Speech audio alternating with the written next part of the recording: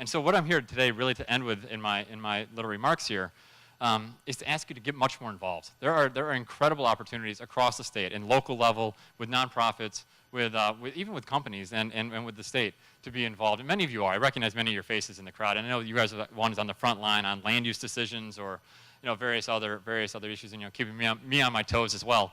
But we really need to build that ethic. And the question is, how do we not just have these conversations among the folks that are already converted, but really build a coalition statewide? So we're not just viewing ourselves as environmentalists. We're just folks that want a better Delaware.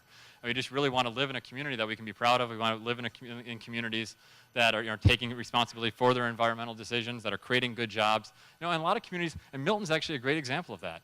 Great work being done here. The downtown ideas that are very strong. There's some good work going on up in Milford. There's great work going on down in Lewis and Rehoboth and Bethany and Dewey.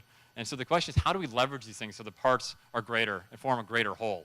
And that's really the challenge for all of us. And that's why Eden is interesting, because if it can blend these ideas of economic growth and environmental sustainability into kind of a climate prosperity model, if you will, where we can actually have a stronger economy in the coming years, we'll have done Delaware a great service. The three biggest challenges facing us today are rebuilding our economy, confronting the climate challenge, including our energy independence, and that leads into the third one, which I view as our national security. And energy is at the heart of all three of those. The environment is central to every single one of those. If you look at places of conflict around the world, a lot of them more and more about resources as much as anything.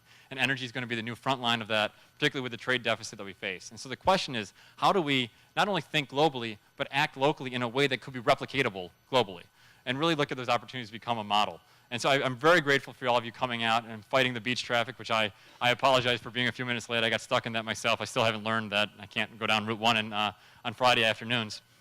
But that really is a great challenge for all of us. And there are incredible opportunities. And so hopefully not just having a few meetings like this, but really figuring out a way to build momentum, to get a lot of folks involved, to really get excited and take back our state and move it towards a much more sustainable future that young families want to live in, that people want to swim and fish in, that people are comfortable breathing the air and enjoying the great spaces that we have. And so that's my commitment to you. I will do everything I can in the time I'm here to make sure I work hard on that every day. I'm building a great team at DNREC and have amazingly qualified employees already there that we have to make sure are involved at a much higher level in making policy and making sure that health and environmental sustainability is at the center of our decision-making process and not just an afterthought in the way that we make public policy decisions.